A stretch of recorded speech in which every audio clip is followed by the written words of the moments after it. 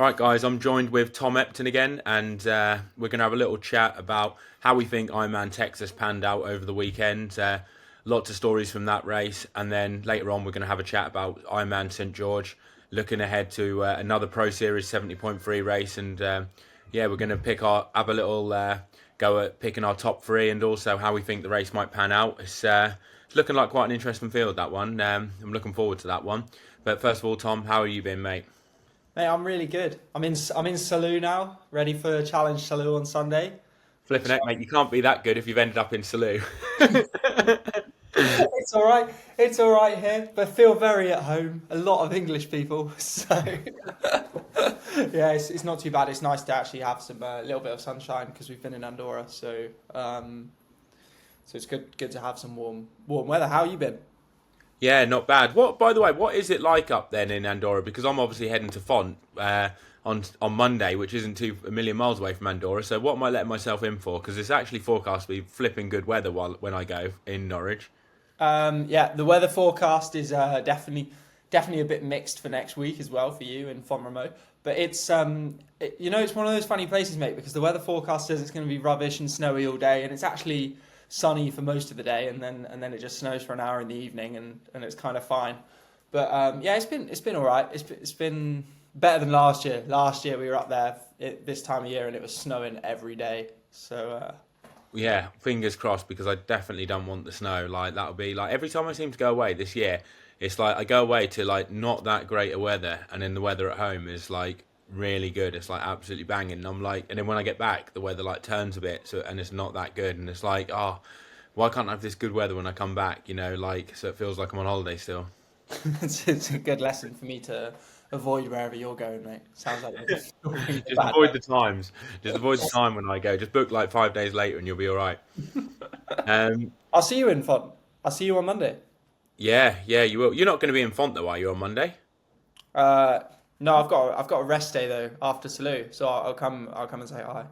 All right, we can have a little chat, have a little catch up. So, I actually forgot that you were racing Salou. How are you feeling for it? And looking at the start list, like you've got to be pretty confident that you could probably get like a top five or top three there, aren't you?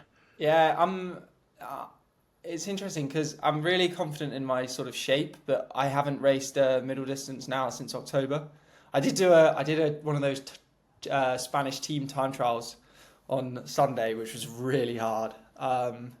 But yeah, I'm looking forward to just having a Tell the people what these time trials are like, because isn't there like four of you or something in a team? yes. So there's six that start, four have to finish, and you swim, bike, and run all together. And obviously, if you get dropped, then you get dropped. But four people have to finish, and obviously, it's the time of the fourth guy over the line, like a cycling team time trial. And you all like pull turns on the bike, and you all sort of like swim together, but you kind of have to swim at obviously the pace of the slowest swimmer and run at the pace of the slowest runner, of course, which in my instance on Sunday was me. Were you the fourth fastest runner, or I did you was have six? no, I was the fourth fastest runner, and it was horrible. It Really? was so horrible. Yeah. Were they egging you on? Like, were they Yeah, saying, yeah, yeah, yeah. They were, which obviously like it's the worst combination because you can't. You have to bury yourself. There's no option. And we were fourth. We were fourth in the end by 6 seconds. was it over a 5K as well at the end? Yeah, yeah, 5K. God, that's pretty close. And then on the bike, were you one of the stronger ones? Yeah, So yeah. On the swim and the bike, I was one of the strongest, and then on the run, I was the slowest of the four guys that ran. So it was yeah, it was really interesting format to do. It was great fun though. I'd recommend it if anyone gets a chance to do it. We should have them in the UK. I think it'd be great. yeah, well, I would love to do something like that. I think that sounds really good, especially if you get like a team of you that are all fairly even. That would be absolutely awesome. Yeah, I think we need like a bit more of a club scene, don't we, in the UK? Like with some like they have in France and in Germany and stuff, where you have like the Bundesliga and French Grand Prix. I think like there's definitely enough athletes in the UK to make it work. How did Um, you get involved in that? it was actually just complete luck. Basically, last year we were staying in Banyoles, and my friend Rachel Brown, who races professional triathlete, she lives in Girona, and one of the Spanish team managers asked her to race in some non-drafting Olympic distance, and they needed a male to make up the numbers on the team. So I did that race in Spain, came third, and then and then one of the team managers of like the opposing team like came over and poached me at the podium. He was like, "You're racing for us next year." So I was like, "Okay, sure. I'll be in Spain quite a lot, so it'll be good fun." So yeah, I did a team time trial. It was really hard. It was good fun though, and yeah, I've got another like in after Salou. 2 weeks later, I'm doing a short course draft legal sprint race with them as well, which I'm looking forward to. I'm going to have to do it on a gravel bike with road tyres, but Oh, that's going to hold you back. That. yeah. Well, I'm just gonna draft, mate. I'm gonna sit in a group and drop a lethal Mario Mola style run split anyway. Did you what did you think of Ironman Texas then? Like when you had a little look at the when you watched the race? Well, there's a couple of stuff that I didn't expect to happen that did happen. I did not expect Cat Matthews to ride pretty much the same as Taylor Knibb. What did you think she was gonna? What did you think she was I gonna ride? thought How much Taylor time? Knibb. So what I thought was going to happen was that Cat Matthews would come out the swim with a pretty like a small deficit of a couple of minutes, but not as big as it was, and then would get 5 to 8 minutes biked into her, Yeah. and the run was going to be pretty close. And in the end, it wasn't really that much of a race, was it? Cat sort of ran her down. No, that's actually how I thought it was going to go. I thought Kat was going to lose 2 to 3 minutes in the swim, about another 5 minutes on the bike, 5, 6 minutes, and then it would just be a case of will Taylor fall off in the later stages of the marathon, and will Kat pace it well and catch her? But I kind of felt like it was going to come down to like the last 10K as to whether who kind of like if either of them fell apart or if one of them was able to kind of like hold the pace that they were running as to who would win.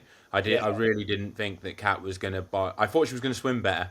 I didn't think she was going to bike the same as like Nib. yeah. I And think she biked it a lot better, didn't she? Because Nib fell apart big time on the bike the last 40K, whereas Kat actually paced it really well and must have got off feeling so much fresher.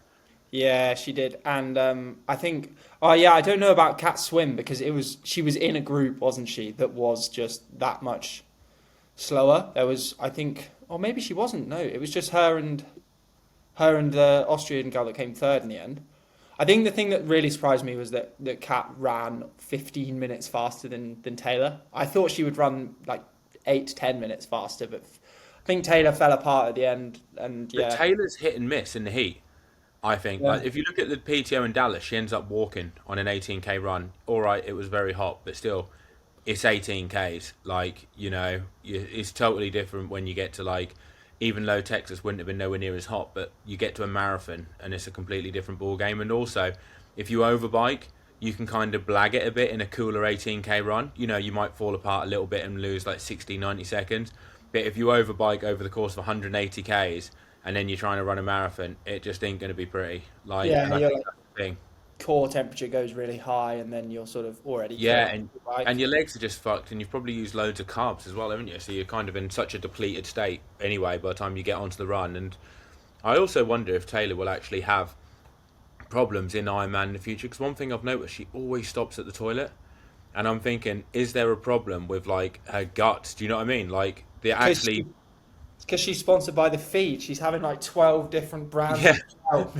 But just being able to absorb the carbs, for me, that's a big thing with trying to absorb the carbs. Like I did the tracker, 360K gravel race, and like I didn't stop for the toilet. I didn't need the toilet at all. I was out there for 13 hours, 13 and a half hours. But I think when you're eating loads of carbs, like sugary carbs, and your body's absorbing them well, you just burn through it, so there's nothing left there. But the fact that she keeps needing the toilet in halves and Ironman, is she just unable to process the amount of carbs that she needs to be able to race well?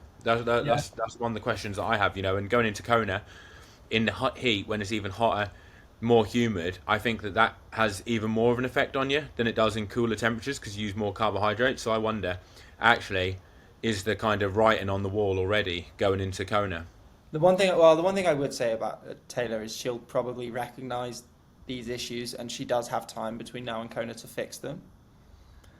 She Um, does, but will she look at them? I mean, like she went to Kona and raced it the other year on a road bike. Like for someone that's meant to be like looking at does all the thing, dots the I's and crosses the T's. I mean, turning up to Kona on a road bike, come on, man! Like, It was the helmet. It you're was the not really road into helmet. marginal gains, are you? If you're No, or big gains if you're if you're turning up to Kona on a road bike. no, Like, but let's be honest. she's had Dan Lorang on board since then, I think, hasn't she? But So anyone would have come on board. If I'd said to any of my mates, I'm going to ride Kona on a road bike, they'd slap me and tell me, like, what are you doing?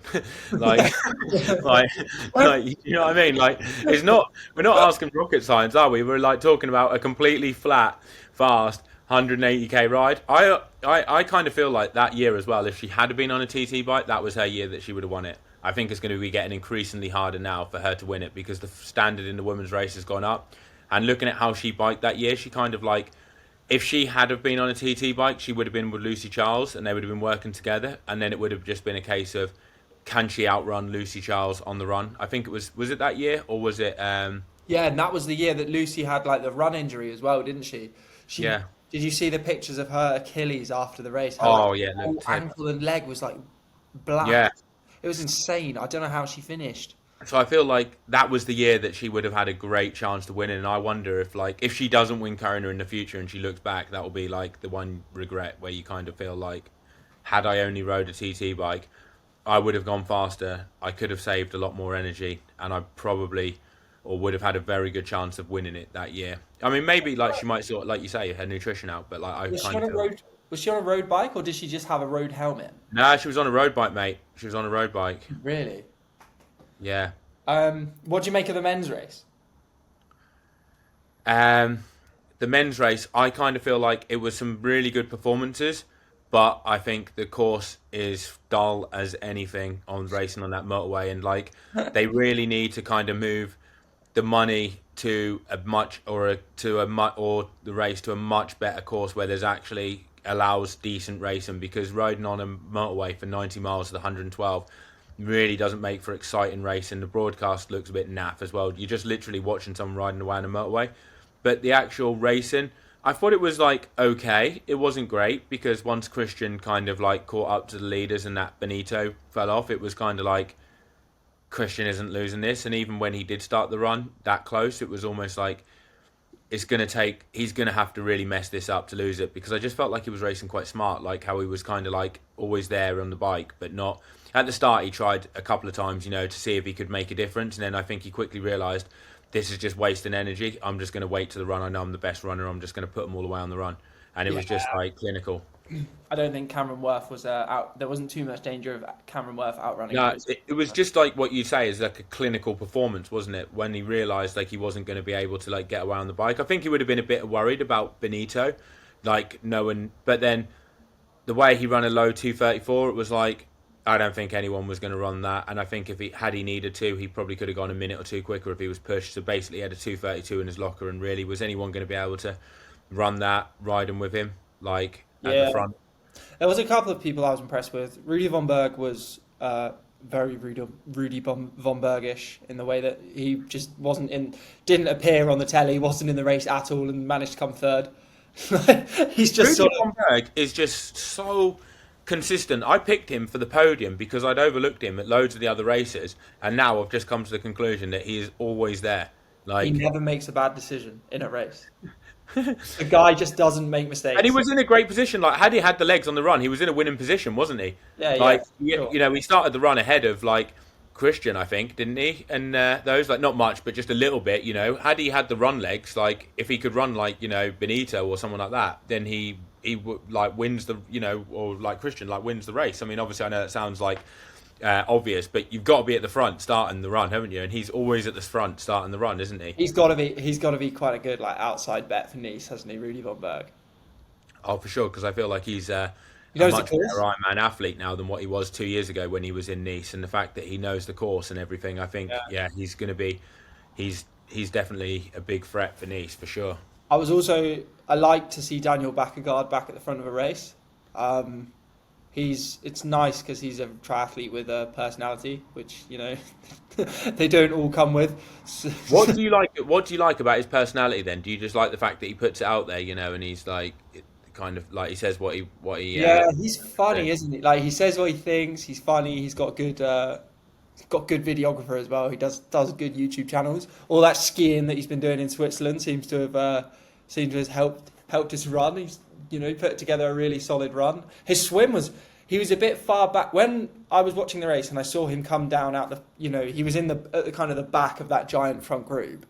Like it was only sort of 30 seconds down, but I did think at that point I was like, oh, Daniel Baekkegard's not had a good swim here because he's normally like quite right at the front, isn't he?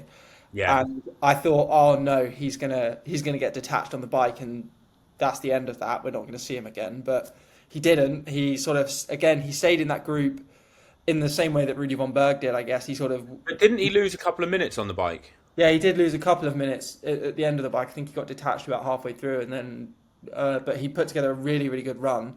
Also, he was a minute slower than everyone else in T2. A minute slower. Yeah. Listen to this. So Christian Blumenfelt 154, Benito Lopez 215, Rudy von Berg 219, Daniel Baekkegard 313. Wow. And how far was he off the net off Rudy at the end? Minute and a half. So it's a sprint finish. If he has the same transition time as Christian, or even if he has the same sprint transition time as Rudy, it's 10 seconds in it. If he has the same transition time as Christian, he gets third place. yeah, definitely would have been because he ran a couple of minutes faster than Rudy. Oh, a minute and a bit faster. So basically, it comes down to the last 500, last K between those guys as to who gets on the podium. Yeah, but I bet he's glad he took a bit of time because no one wants to do a sprint finish at the end of an Ironman, do they? You've Yeah, done but one. if you get an extra, like including all your bonuses and stuff, you get an extra 15, 20K, Yeah, that's right. He lives in Switzerland as well, so he's going to need it. He lives in Switzerland, mate. The steak isn't cheap out there. No, no, it's not. He's not eating for a month now. Like if you were to rerun this race, or again, like how do you see Christian being beaten on this course in this race? I think with Like this realistically, with this field, I think that it's probably someone like Robert Callan that causes race dynamics to be such that Christian has to cook himself on the bike. Because I think one of the problems is a lot of guys are just a bit too generous with him on the bike. It's the same in ITU. People do this as well. They don't make the principal athletes, like the big names, they don't make them work. They'll just sort of pull. And I'm thinking, if I'm in a race with Christian Blumenfelt, there's absolutely no way I'm going on the front of that group. He can go on the front of that group. He's Christian Blumenfelt. I don't understand that as well, because say if I was in like the front group and someone come past and went past and started mixing it up, and then the gap's getting a bit big and Christian's thinking, oh, I'm not liking this, and he's trying to get me to work. I'm going to be like, mate, this is yours to lose. It is down to you. If you want to win the race, you need to pull. Like that's what we would have done in road racing when I was younger, and we would have done it. It was like you're not going to help someone that is running 233, 234. Make him work. And it's almost like if you want to win the race, mate, you're going to have to do some extra work on the bike, and it's down to you. I don't understand that why you would let him have an easy ride. I'd also be letting gaps form up ahead. If I was in front of him, I'd be easing up a bit, making him have to close the gap to the next people, almost letting people kind of bridge away and stuff, and causing a bit of disruption in the groups, especially in the last 25, 30 miles, because also it gives you a really good indication of how people are feeling. If they start struggling to close the gap, if he then does come round and tries to close the gap and can't, then you just jump round him. I remember doing that in Kona in, I think it was 2018, 2019. It must have been 2018 when Javier Gomez was there, and I was just in front of him in the pace line, or no, just behind him, and a gap opened up, and he was struggling to close it, and I could have just gone round him straight away, closed it up gradually, and he would have probably gone on my wheel and brought him there. But I let the gap open, let it open, and it got to about 150 meters, and then I just jumped across, really hard, because obviously I don't want him getting an easy ride coming into transition, because I want him to use even more matches and be a bit on the back foot, because that's someone who you're trying to beat, isn't it? And I really don't understand why people's tactics are so bad in Ironman or in triathlon in general. They do always do more of the work for people that they know are better runners and or the big names. Make them work for it. Yeah. It's, I think the other thing is Langer DNSing. I think Patrick Langer could have outrun Christian. Like Could have. It would have been. It wouldn't have been a given, though, would it? It wouldn't have been a no, given. would have been a really good race having him, Antonio Benito Lopez, and Christian all get off the bike together. But like, I mean, like if Langer would have got off the bike with Christian, then it's like, okay, well, would he have been able to run a 2:34? Yeah, like probably. Would he have run a 2:33? Like it would have been a real race, I think. Also, would it have made Christian burn some more matches on the bike because he then wouldn't have wanted to be with Langer, and would he have tried to pull away and potentially that hurt him more on the run? I think like if you really want to beat Christian on this, like you say, you need someone like Robert Callan or someone like that to come through on the bike. You need someone decent to go with him, and then you need him to try and like work harder because he doesn't want to let you have a gap. He doesn't want to give you 2 to 3 minutes starting the run. I think Kona kind of showed that with like Sam and also Magnus being in the race, and then Langer in the end winning the race, is that Christian's decision making under pressure in an Ironman is terrible. And the problem is he's never put under pressure. And why would you say it was terrible though? Because in Kona, he was sort of riding on the front of the group chasing Sam, then started. But didn't he go on the front after Ditlev went? Ditlev came through and Christian went on the front, was sort of like 1v1 chasing Magnus. But how much time do you feel he could let Ditlev have to beat him? Because he was there to win. He's not there to get a podium, is he? So, and Sam was already riding off into the distance. So, like, he ran 2:40 last time in Kona. Sam ran 2:43. So yeah, I think Christian could have looked down at his power meter, realised the power that him and Magnus and Sam were all doing, and done what Patrick Langer has done, and gone, well, there's absolutely no way they're gonna be able to do this, because they were doing stupid numbers for the first 2 hours of that race, and they all ruined each other's races by doing that.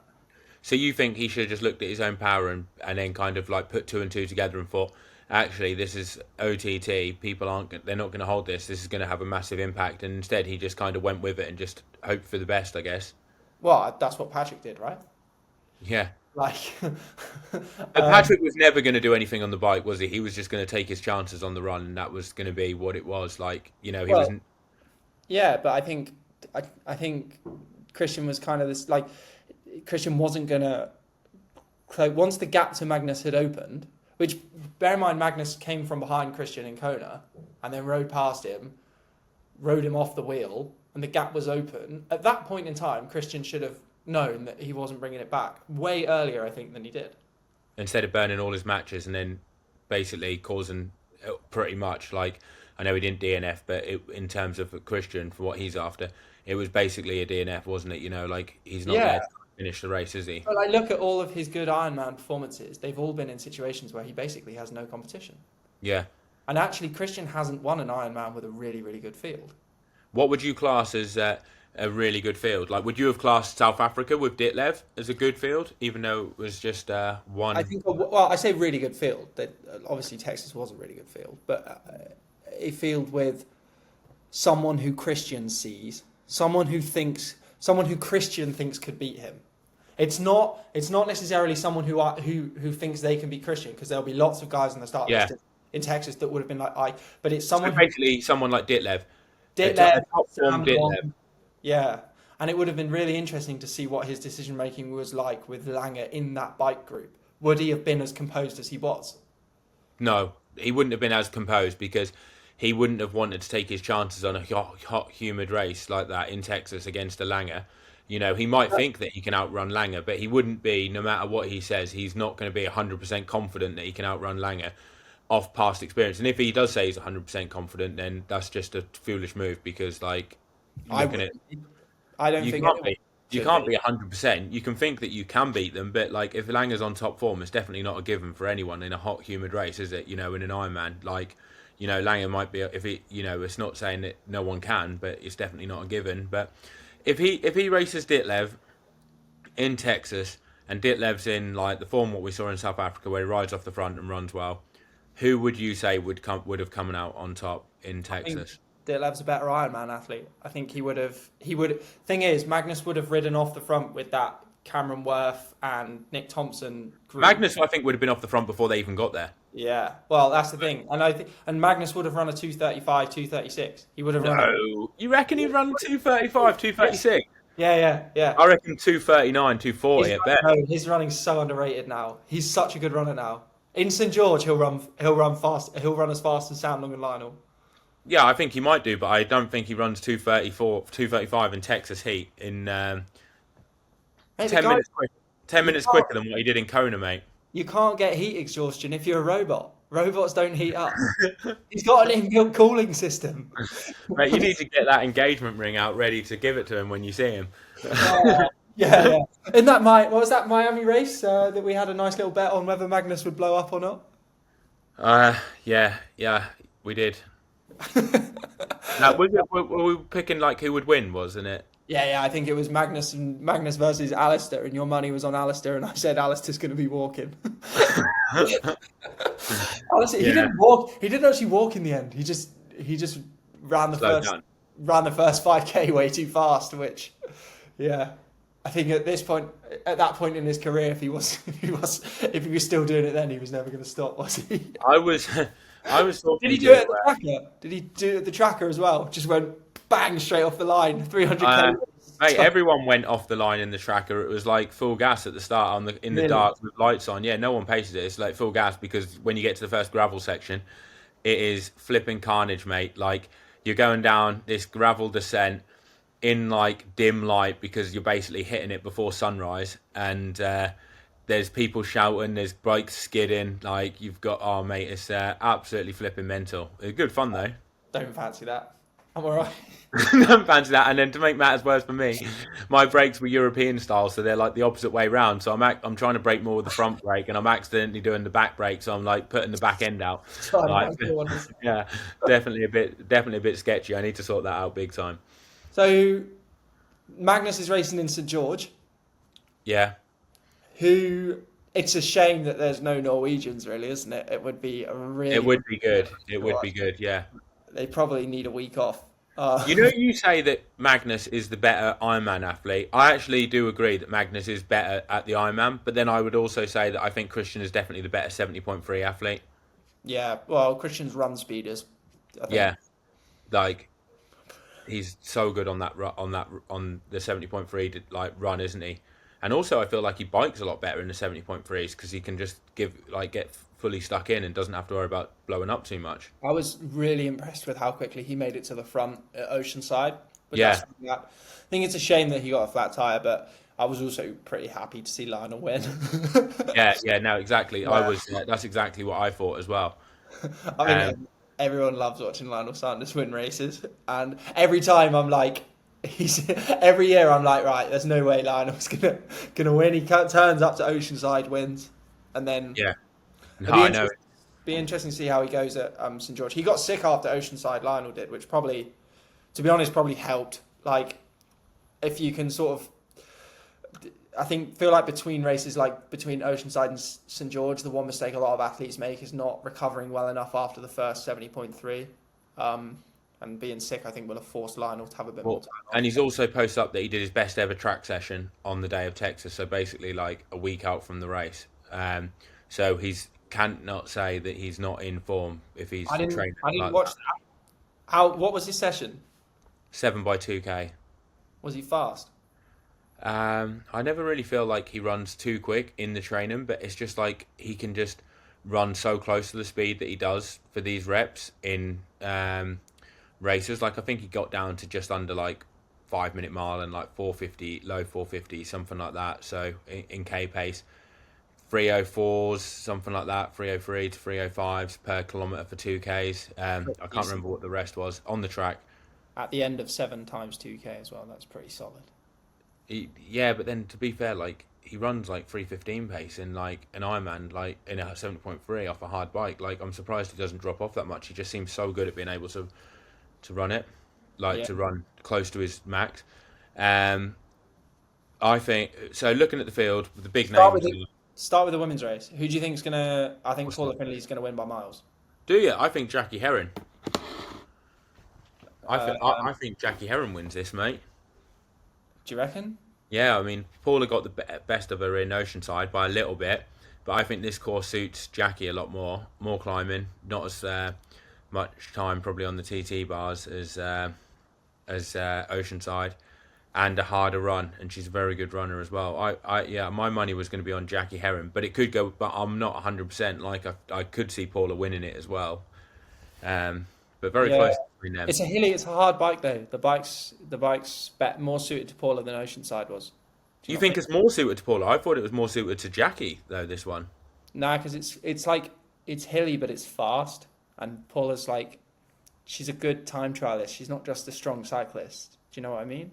Like carrying her speed. She knows Yeah. when to push and when to when you can recover and not lose time and all that, and when to up the pace a lot more. It's like that's why I don't like that Texas course, because it's not a proper cyclist course, is it?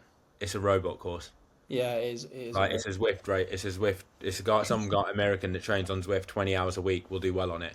It's not what I class as a proper cyclist course, is it? There's no corners. There's no like undulations. Like I don't like that. My Zwift level's gone up since I've been in Andorra. I'm level 60 now. Oh Jesus, flipping heck, mate! Like go on a training camp and end up riding on flipping Zwift. Like Yeah, I know. Other people in the women's race that will like impact the race. Chelsea Sodaro is on the start list. Is she racing? who knows? 50-50. Like I honestly don't know. Was Is this that Victoria Lopez, the one who used to race ITU, that used to be the mega swimmer who used to lead out a lot of the time or be right at the front? Oh, is she didn't is she the one that had a really bad crash a couple of years ago and like maybe a year and a half, 2 years ago? If that's her though, she'll swim fast. Yeah, well, she'll definitely take it out hard. Like that's her card to play, isn't it? And if she does, I mean, I'm looking at this and I don't see any Oh, of the she other raced like. she What's raced that? she raced Cozumel 70.3 at the end of the year, was second, ran a 127. Yeah, so she could go out hard on the swim, but looking at this, none of the other girls are really probably going to be able to. Who are the favourites are going to be able to go with her anyway, so it's not really going to have that much of an impact. I think looking at the start list, it's going to be between Jackie Heron and Paula Finley. Potentially, Tamara Jewett could do well if she has a good bike, but it just seems like her biking just doesn't keep her in contention. Like she seems like she's able to put together these great runs, but not in a position where where the wind's in reach. You know, you can't Yeah, start the run 8 minutes down, can you? she'll probably come third though. I don't think Kaidi Cordova maybe. She's the one who's been racing a lot of the T100 races, isn't she? Yeah, yeah. I think she moved to middle distance last year. I think last season was her. She'll have a good like solid swim and bike. Yeah. Uh, I If don't know. you reckon Paula's going to win? Yeah. So say, how do you think she's going to beat Jackie Heron then? Like, how do you see that panning out? Would you say Jackie Heron's the next favourite, or is there someone else that you think? No, Jackie Heron's the next favourite after Paula. I think there'll be a gap between Paula and Jackie at the swim. Paula will bike faster, and then the run. I don't know. Maybe they'll get off 2 or 3 minutes apart, and Paula will, like Jackie will close the gap on the run, but just not by that much. So you think basically Paula consolidates on the run and wins by about a minute, something like that? Yeah, I think so. I It'd be a think so. pretty fucking tough way of doing it, isn't it? Knowing you've got to get stuck in on the bike and then you're like getting gradually caught on the run and you're having to like It's, dig deep. yeah, and Pretty grim. it's really difficult as well because obviously you have to build a gap on the bike, but you can't go too hard on the bike such that you Yeah. ruin the run. So but like, I mean, that's how Paula Findlay wins races anyway. Like she's been That's doing a really tough way mentally to do it, isn't it? Like, it's it's so much easier getting off the bike, like knowing that you're going to be chasing someone down and that you can outrun them, and then you're catching them on the run, you're getting splits and just coming down, isn't it? Like, I think yeah, the Lionel Sanders method of winning races, which is just you run out of transition at your 5K PB pace and then just and just hope that you can keep it going for yeah, a bit longer than 5K. don't look at your watch again, and occasionally Talbot Cox screams a number at you from the side that you're not really sure what it means. Not Not 100% certain on whether Talbot can count anyway. So. Final's ability to dig deep is got to be up there with like when he's in a winning position. I feel like when he's not, you know, like in the days when he's like been dropped in Kona and he's on his own, he doesn't have that same dog in him. But like when he's in a 70.3, the wins on the cards if he can put together a good run or dig deep, or he's hard to beat, isn't he? Like he Can you can imagine really. anyone worse to go into like the last 5K with? No, I literally couldn't, because somehow he's also got a good sprint as well. Which, when you look at his run form, you'd think that his kick wouldn't be great, but he's put. I don't think he's lost a sprint finish. Yeah, Like, no, he shouldn't be able to move as fast as he does. Full stop. so before we go on to the men, top three in St George, who are you picking? Paula Finley, Jackie Herring, and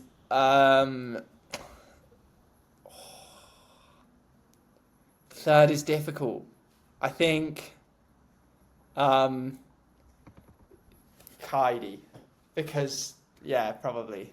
Or a lot of no, yeah, Kaidi, probably. I'm gonna go Jackie, Paula, and then oh, I did see, actually. I can see that Lottie Wilms is on there as well. She's a great swimmer. She'll be right at the front. Yeah, Getting time. I'm not sure how she's running at the moment, but I would definitely say those two for the first and second, and then third for me is a toss up between either that Lottie or Tamara Daniel, Jewett. Daniel Lewis can run fast. Oh yeah, yeah. I'm gonna go Danielle Lewis for third. I think the race between first and second will be really interesting in the women's race, and the race for third will be really Yeah, interesting. there's a lot of girls that I could see getting third there. That's I don't very see hard for me to pick. I don't see anyone other than Paula Finley and Jackie Herring racing for the win. Which means that it probably won't be either of them that wins. Yeah. like, Now we've said that. So, yeah, sorry. like it's probably going to be someone else that wins, and we'd like flip a neck like they had a good race. Never heard of. Yeah, I All think. right, All right, in the men's race, um, Jake Birtwistle will be interesting. Jake Birtwistle and Mark Dubrick will be at the front in the swim. you think Matt Sharp can swim. so There's a you couple. think that Jake Birtwistle will swim with Mark Dubrick then, do you? Yeah, yeah. There'll be a group: Max Newman, Mark Dubrick, Jake Birtwistle. Magnus, Maybe you never know. Yeah, Justin, probably, Justin probably. Rielli. Yeah, Justin Rielli's always there, isn't he? Robert Will Kowecki, isn't he? Isn't he a good swimmer? He's a good swimmer, but I feel like he's not been biking as well as what he has in the past. But I would expect him to be there. Yeah, it'll be a small front group though. You know what I think the defining point is on this race, as to how it pans out. I think it's whether or not Magnus makes the front group, and whether or not Justin Riel makes the front group as well. Like, I kind of feel like if Magnus makes the front group, it's all over. He's won it. He's just going to be building on that lead, and there's no way Sam and Lionel are going to run more than 3 minutes into Magnus. Absolutely no way. I And don't think they'll- if he gets out the water with a 2.5 minute lead already, and then he puts another 2 minutes into him on the bike with a 4.5 minute lead, it's just like absolutely possible. He just cruises to a 1:13. They're not going to run a 1:08 in St George, are they? And that's him just taking it easy for a 1:13, isn't it? You know, just ticking 3:30s and like being like, I'm not going to overextend myself. And even if the gap did come along, I'm sure he could knock it down to some 3:15s towards the end if he needed to.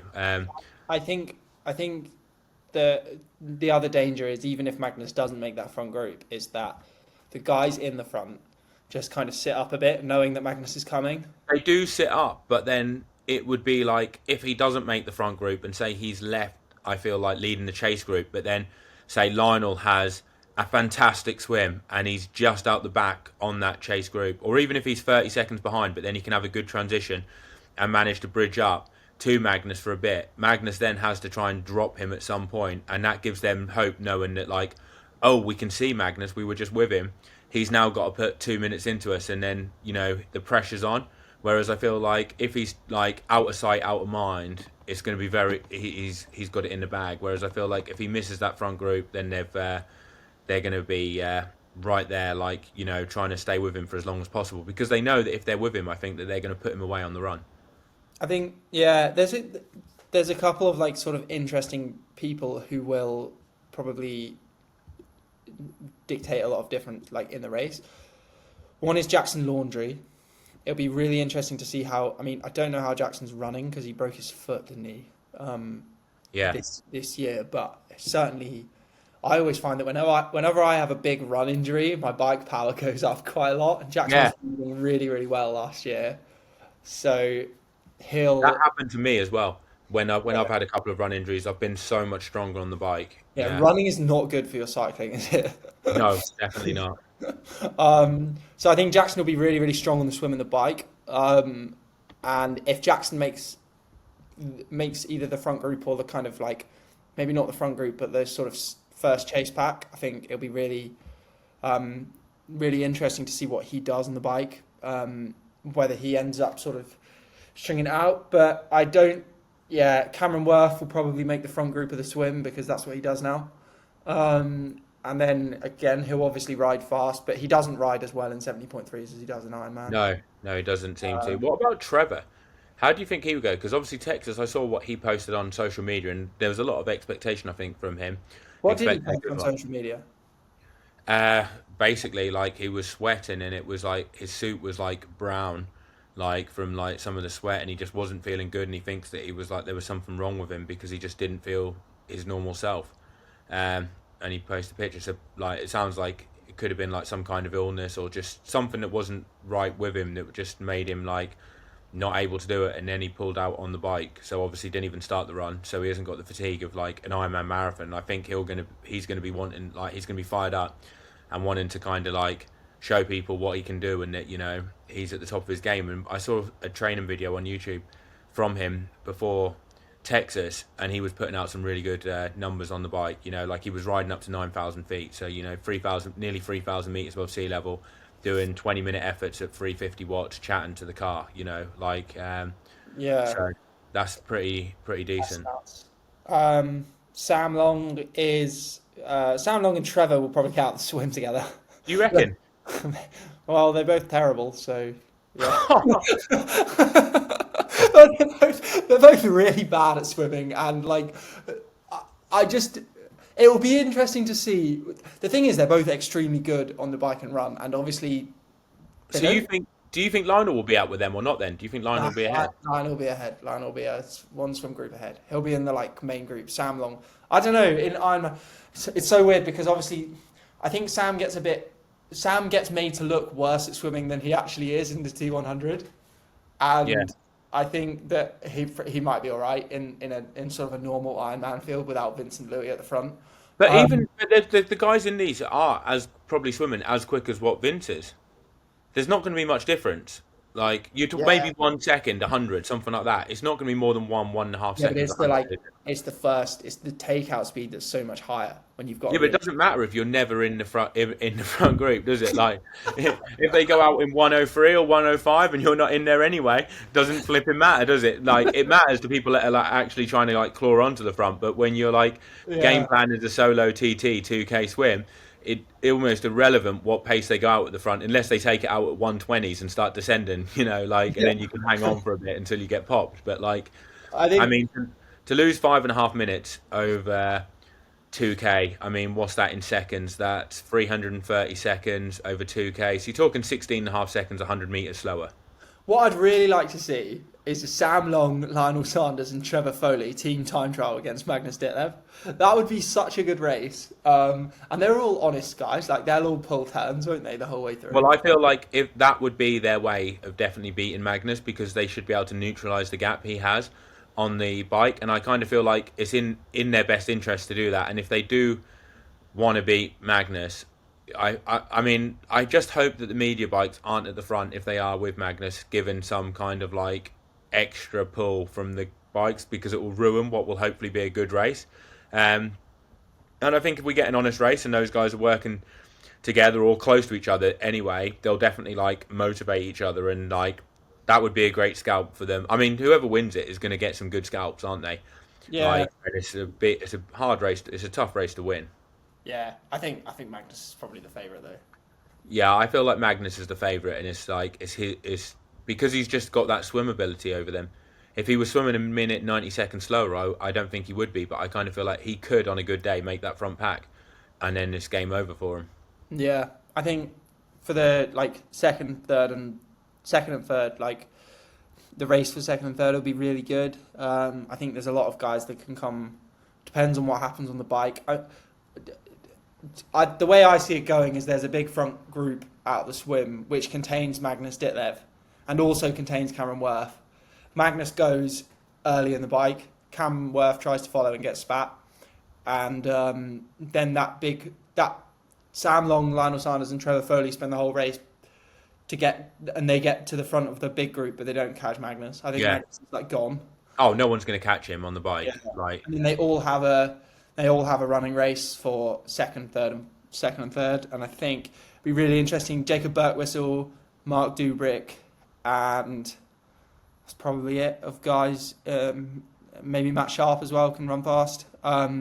Of guys that are like in that front group. Max Newman, who knows, could win. yeah, Max Newman, he could win it. He could go off the front with Magnus and then put him away on the run, or he could finish in 20th place. Like, we literally have no idea with Max what. Or won't turn up. Or won't turn up. Yeah.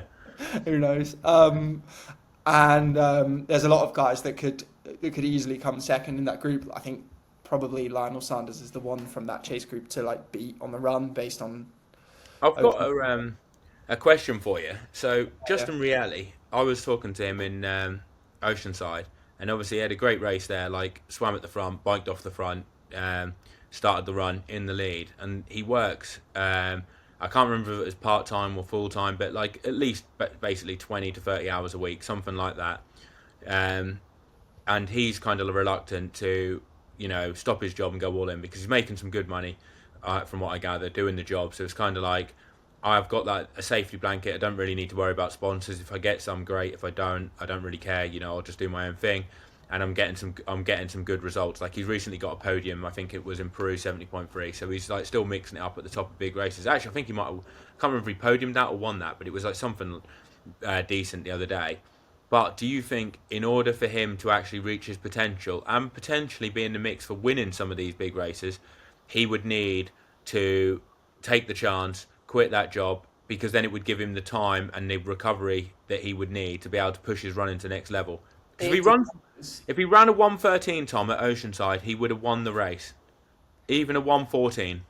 It depends very much on the nature of his work, because obviously this is something that I have a lot of experience with. I work around training a lot, and I definitely work more than 20 hours a week, definitely work more than part-time, but it's and it does impact my training a lot, but there is a work schedule where you can very, very easily train 30 hours a week, 28 hours a week, and work, provided that your work schedule doesn't really depend on anyone else. So you have like 100% flexibility. And I have no idea what he does. He's a marketing guy, isn't he? So I don't know what he does, to be honest. Probably has to have like meetings and shit, which definitely will be like, I have to get out my swim session 15 minutes early to go to this meeting and things like that, that do add up, makes a difference. But if he can control his schedule completely and doesn't find his job stressful, or enjoys his job, I guess I should say, then no, I don't think he has to quit his job. I think it's very possible, because training 28 hours a week is 4 hours a day, and that's 20 hours for the rest of your day to do everything else. Like, if you've got your schedule sort of nailed and you're really on it and you're good at scheduling, and then it's doable. But you've got to recover as well, though, haven't you? And it's like, it might only be 4 hours. If your job is sending emails in your pajamas, then it's fine. If your job is, I think he's got a bit more than send emails in his pajamas. Like, yeah, well, it depends. It depends on his job. That's what I'm saying. Like, it depends massively on how stressful his job is. Yeah. Because, like, so I think, yeah. I mean, the other thing is, I guess you'd have to say is, I don't know how old he is, but like, if a lot of professional triathletes are just in my situation, where they're basically people with a triathlon hobby that just got really out of hand. Yeah, an addiction. Yeah, and for me now, it actually forms quite a big part of my working life, in the sense that I get clients through triathlon and do a lot of work in and around sport. So they go hand in hand, and it definitely makes my work life easier now rather than harder. But I would say that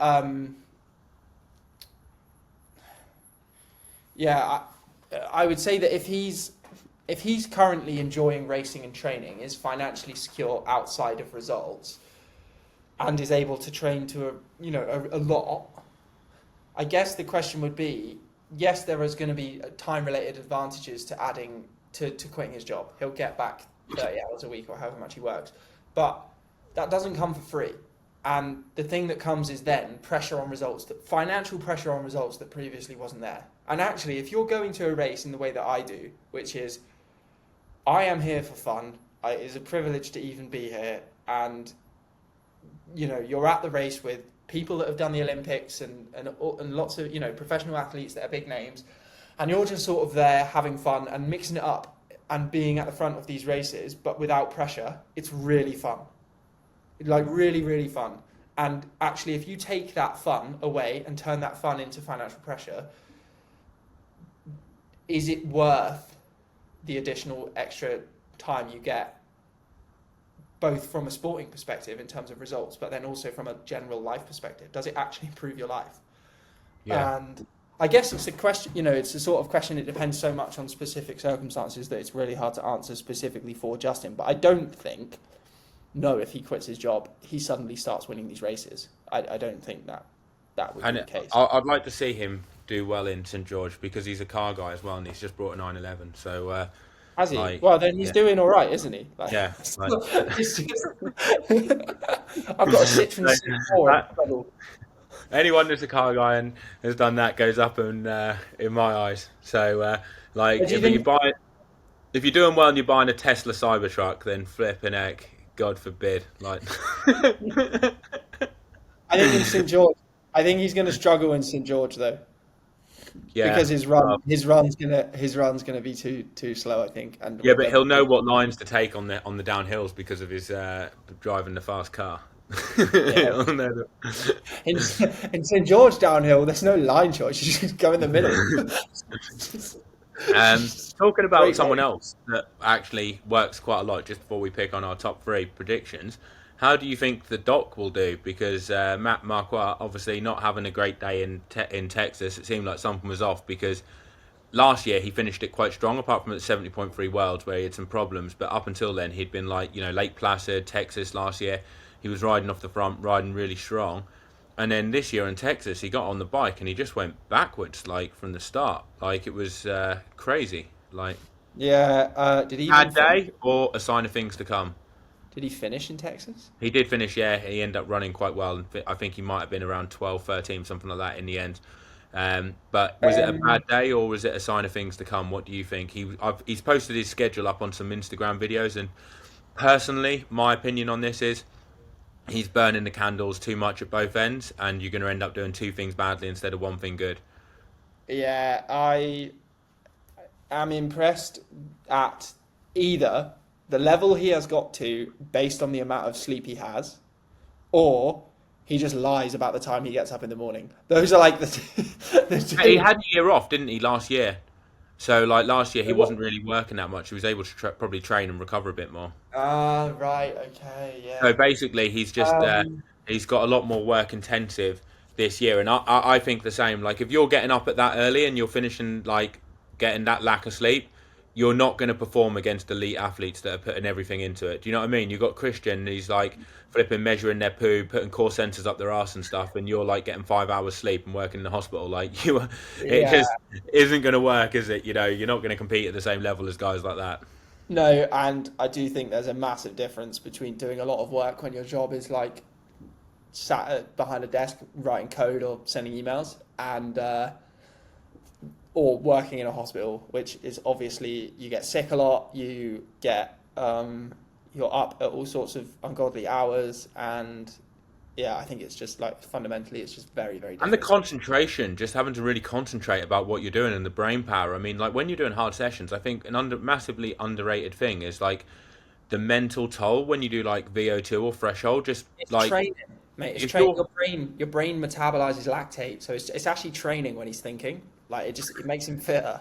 He's doing surgery. It might make you fitter when you're thinking, but then when you're trying to hold that power and you're need to be mentally strong to keep to do a hard session. Sometimes when you're mentally exhausted, I just feel it's just so hard to do them hard sessions. You just feel a bit flat.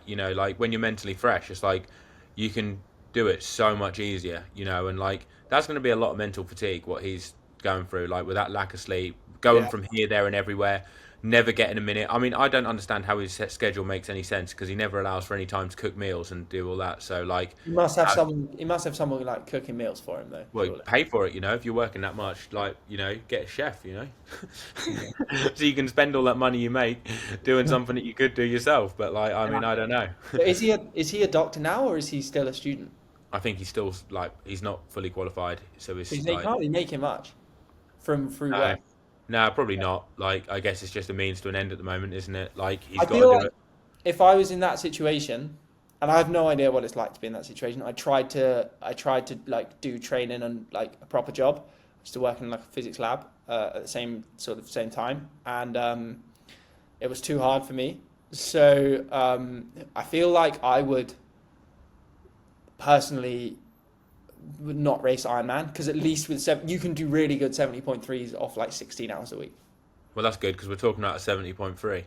Yeah, but like in Texas, he struggled on the bike, and I don't know whether that was like bike volume He related. struggled from the start of the bike, mate. It wasn't even like he struggled when we got to 80 miles in. It was like instantly. It was like he Do you went think back. it was? Do you think it was the surges and like the high power stuff? Because that does not bode well. Because the start of this bike is going to I be. don't think really the surges because even if you flatline paced it and just rode at 320 watts at the start of the bike, you wouldn't lose that much time, maybe 20 seconds or something like tops. But like it was like at the first time split 2 minutes Yeah. in 15 minutes into the ride. It's like that's a huge differential in power. That's like to me, you're exhausted and you're struggling. Like you're literally burning the candle, like I said, at both Yeah. ends, I mean, and maybe you're he's struggling. sick. Like maybe Could have he's been sick. Could have been sick. We'll anything, we'll but find out. I don't think he's going to feature. I don't I think he's going to feature. I don't think even if he gets off the bike in the front group, which he might, he's not a fast enough runner, and I don't think he's like seven there's for eight at best. 7 for 8. Do you reckon at best in this race? Best case. yeah, yeah, probably. But even like there's a lot of guys on that start list that will run faster than him. Yeah. So I guess it's just yeah, maybe top 10 on a really good day, but probably not. What would you do in his situation then? Like, obviously, you want to qualify fully as a doctor, and you're racing pro triathlon. Do you think it just comes down to the fact of how when I finish and I fully qualify as a doctor, I'm going to work full time as a doctor, and I'm not too fussed about pro triathlon. Whereas if you actually want to be a decent professional triathlete and give it a crack, then it's almost like something needs to give, and you need to either go fully into it once you finish your qualifying, or you need to like put that on the back burner for a couple of years now, and then focus properly on the triathlon. Yeah, I don't know what it's like in America, but like obviously you can't if you just qualify as a doctor in the UK, you can't be like there's no option to just be like do it part time for a couple of years, is there? Yeah, you can locum. Oh right, okay, yeah. No, Yeah, but because my even like, missus, my after that, missus does that. yeah, but you still need to do like your what is it FY1 and FY2 Yeah, first. but I think that's what he's doing. Like I Right, think he's okay. doing his like training or something like I think he's picked the area that he wants to go in, and I guess he's doing the equivalent of that. So I guess once he fully qualifies, if he wanted to, he could locum and just do like 1 day a week or something like that, and get some Yeah, pretty which good money. In America, when it costs 20 grand to go to the doctor, you can probably do Yeah, a lot like of I that. think even if you locum for 1 day a week in America, you're going to be doing pretty flipping good. Like that's that. I mean, that is actually not a bad way of doing it because you don't then have to worry about like any sponsors. Almost a bonus that would kind of set you up that you can actually do it without any stress, and that would actually not be a bad way of doing it Yeah, if you can I if you mean can do that. that I think would be the preferential option because the neat thing is like one of the things is if you've got a skill and you can like leverage a really high value skill as a professional triathlete and do not very much work for a lot of money, that's probably the best situation to be in. In a lot of situations, it's almost better than being full time because you have no pressure on racing. So your Well, race and you're saving a lot of time and having to send emails, doing social media stuff, aren't you? There's no pressure to do any of that if you don't want to, is there? Then exactly. you know. So I think that's definitely I don't know. I get the feeling with him that he will try and be try and try and do both to the fullest of his abilities, and that will end how it ends. What and like what? So even you think even if he's performing not very well as a triathlete, he'll still pursue it, and like even though he knows that he could do better, he'll just be like, "It is what it is. I'm just gonna settle for finishing mid pack." Yeah, I guess it comes down to like why he does triathlon and why he wants to be a doctor. Is the question, and which of those matters most to him. But yeah, I agree that you can't be a superstar in both at the same time. I would just rather do one to a world class level, if that was me. Like I would Yeah. rather be world class at one thing than average at two. Why are you a triathlete then? To be world class, mate. To be world class. I mean, I would rather be. It doesn't mean it doesn't mean That's it's why. a given, does it? Like, That's why you've moved to gravel now. World class gravel rider. very average gravel rider. Yeah. Which of the two sports will you be which of the three sports will you be prioritizing? Gravel, triathlon, or high rocks for the rest of the season? I'm done with high rocks, mate. I'm done with high rocks. Really? Yeah. Now I feel like Sebastian Keenly has moved over to high rocks. You're out. high rocks is like it's all right for a bit of a laugh, at the end of the year. But whenever I do it, I don't do any training for it. I just enter the race and turn up to it. It's literally just like I guess it would be like entering a triathlon and you're not doing any specific training for it. You're just going to wing it on the day. Whereas I'm not actually doing any proper training for it, and it's a good laugh doing it as a one-off. But I wouldn't want to do it properly. Do you know what I mean? Like I think Mate, the it's like training would all get full of like sweaty bodybuilders. That is my yeah, and it just idea would of get. hell. I think it would just get very repetitive and a bit boring. You're not out into the country, are you? I like getting out and seeing like the countryside. I like climbing mountains on the bike, like and descending. The thing with gravel is, what I would say is, it is so flipping fun. Like Yeah. getting out there and the places that you end up going in these races, like how they're so remote and it's like a proper battle. But then there's also like a really good sense of community in it. Where people like help each other. Like at the front, it's full gas. Like, but further back as well, people like help each other. Like my battery ran out, my like SRAM it stopped working, and the guy gave me his battery. I got his number because you can ride, with your phone and stuff like that in your pocket. Like got his number, and then we sorted it out afterwards. And before the race, it's such a good atmosphere, like chilled out. There's coffee machines down there, like where you can buy coffee and stuff, like where you're at, where people are finishing and starting the races, and like it's just a really cool vibe, mate. Yeah, I feel like with high rocks, you wouldn't like go to like high rocks Madrid and you'd be like, oh yeah, the course was great. Yeah, it's just the same. Just a big venue, isn't it? It's indoors. It's like no matter where you go in the world, it's all going to be pretty much the same. You Like there think might they be should slight differences. You reckon like an outdoor high rocks maybe? You could do that in Spain. You could have outdoor high rocks here. Yeah, you could do, but like I mean, it's just the training, isn't it? It would just be very repetitive, and like I don't really think how fun would it be really practicing sled pushes compared to like riding up different mountains Do you think they or should like switch it up a bit, like in high rocks? Like maybe that's the yeah, that probably thing.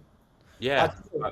I know loads of people that like do it, but not like people in triathlon, just like people from home, like regular people that do high But do rocks. they just do like one or two a year and that's it, and then they just train in the gym in general? They don't They're like specialize, do gym, they? yeah, they're all like gym Like lads. They're not like yeah, it's like they'll be training in the gym to do to do whatever they're going to do to get fit and look good, and it'll be like, oh, there's a High Rocks in London, let's do that, kind of thing. And then they're just doing general strength and like training with a bit of endurance. Like it's good laugh you go down with a group. It is good a fun, lot. but I wouldn't want A to do lot it of them all are the time. they're getting into triathlon now. That those lot though that are doing high rocks. So I'm quite excited for Yeah. that.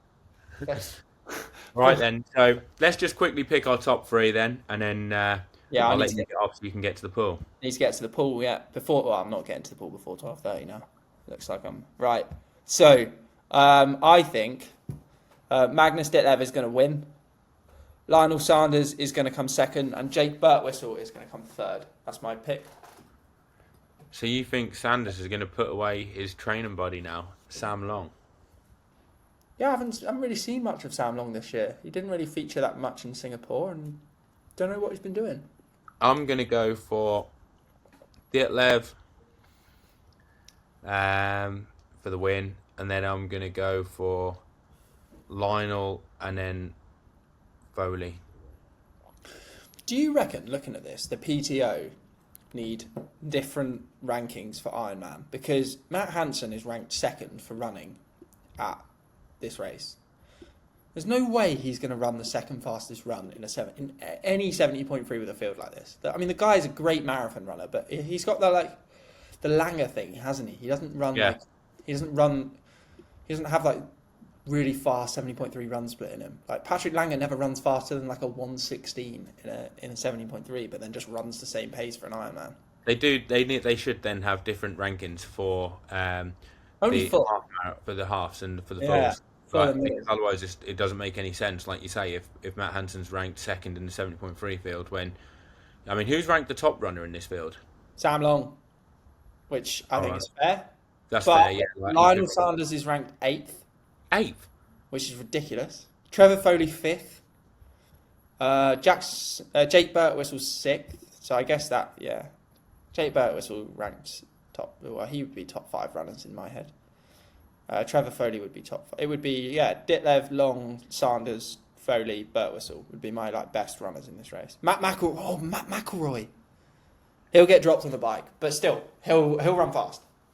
He will. He could get the fastest run split, couldn't he? He will run really fast. Yeah, and Mark Dubrick as well. Mark will run fast. Well, I don't know how he did have an injury. He ran really well at St Anthony's, and he said it was his second hard run. I saw 5:05 mile pace for the 10k off the bike, non-draft. I thought that's what he shared on Strava. So I want to do that race.